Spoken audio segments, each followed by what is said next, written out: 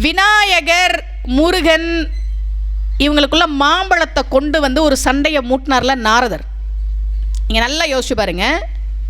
பழம் கொண்டு வரார், 2 பிள்ளைகள் இருக்குது, 2 பழமாக கொண்டு வந்து கொடுத்துருக்கணும் இல்லையா? அதை அறுத்து சாப்பிடுங்கன்னு சொல்லியிருக்கணும். அதுதான் நல்ல மனுஷனுக்கு அழகு. 2 பிள்ளைங்க இருக்கிற வீட்டில் ஒரு பழத்தை கொண்டு வந்து கொடுத்துட்டு அதை அறியாமல் சாப்பிடணும்னா அது எப்படி சரியாகும்? நீங்கள் நல்லா யோசிச்சு பாருங்கள். நிறைய சொந்தக்காரங்க நம்ம வீட்டுக்கு இப்படி தான் வருவாங்க.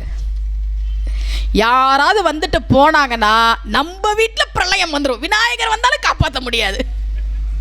அதெல்லாம் நடக்கும். சொந்தக்காரங்க வந்தாங்கன்னா, இன்னும் உங்கள் வீட்டுக்காரர் இன்னும் 2 வீலர் தான் வச்சுருக்கிறாரு, கார் ஒன்று வாங்கிக்கலாம்ல. அவ்வளோதான் இந்த அக்கா. ஒரு கார் வாங்கலாம். நான் சாவறதுக்குள்ளே காரில் போக மாட்டேன்னா இதெல்லாம் நடக்கும் வீட்டில். சொந்த வீடு கட்டணுன்ற நேரம் இருக்கும்போது நம்ம கட்டுவோம். எங்கள் அக்கா வீட்டுக்காரர் சொந்த வீடு கட்டிட்டாரு, ஏன் தலையெழுத்து, இப்படியெல்லாம் நம்ம பேசிகிட்டு இருப்போம் இல்லை?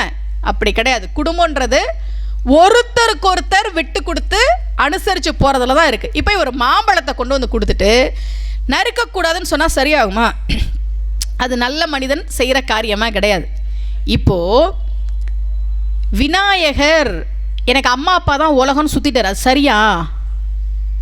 சொல்லுங்கள் பார்ப்போம். உலகத்தை சுற்றணுன்றது விதி. உலகத்தை சுற்றி வரவங்களுக்கு மாம்பழம். முருகன் நீதியாக நேர்மையாக மயிலை எடுத்துக்கிட்டு உலகத்தை சுற்ற போனார். இந்த விநாயக பெருமான் அம்மா அப்பாவை சுற்றி வந்துட்டு உலகத்தை சுற்றிட்டேன்னு சொன்னது சரியா? நீங்கள் சரின்னு ஏற்றுக்கவே முடியாது. அது ஒரு சமாதானமாக வேணால் எடுத்துக்கலாம். அம்மா அப்பா உலகம் அப்படி வேணால் எடுத்துக்கலாமே தவிர முருகனுக்கு அதை தாங்க முடியல. உடனே எப்படி கிளம்பி வந்தார் தெரியுமா? பழனிக்கு.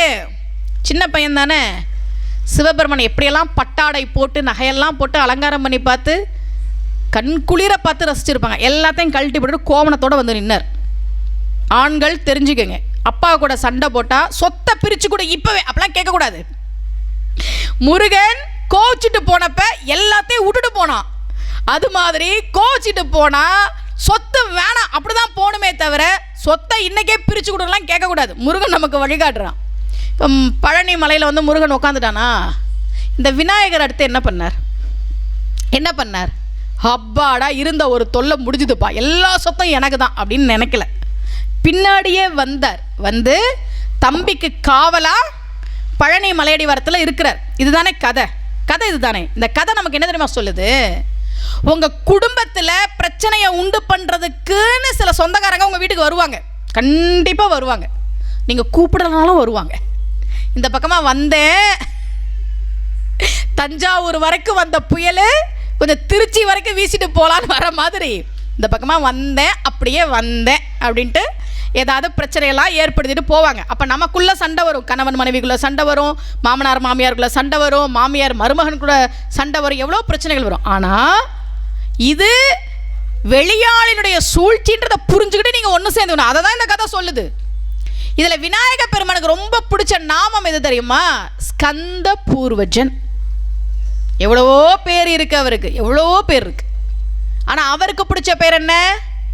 ஸ்கந்த பூர்வஜன். முருகனுடைய அண்ணன் என்பதுதான் விநாயக பெருமானுக்கு பிடித்த திருநாமம்.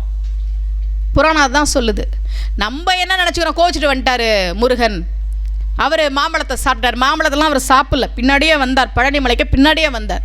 தம்பி முக்கியம்னு வந்தார். இப்போவும் அவருக்கு என்ன திருநாமம் பிடிக்கும்னா, நீங்கள் என்ன வேணா சொல்லுங்க, விநாயகன், தனக்கு மேல் ஒரு தலைவன் இல்லாதவன், நீங்கள் சொல்லிக்கங்க. எனக்கு பிடிச்சது என்ன? முருகனுக்கு அண்ணன்றதான் எனக்கு பிடிக்கும்ன்றத விநாயகர் நமக்கு சொல்லித்தரார். அண்ணன் தம்பிலாம் சண்டை போட்டிங்கன்னா இதெல்லாம் தெரிஞ்சுக்கங்க.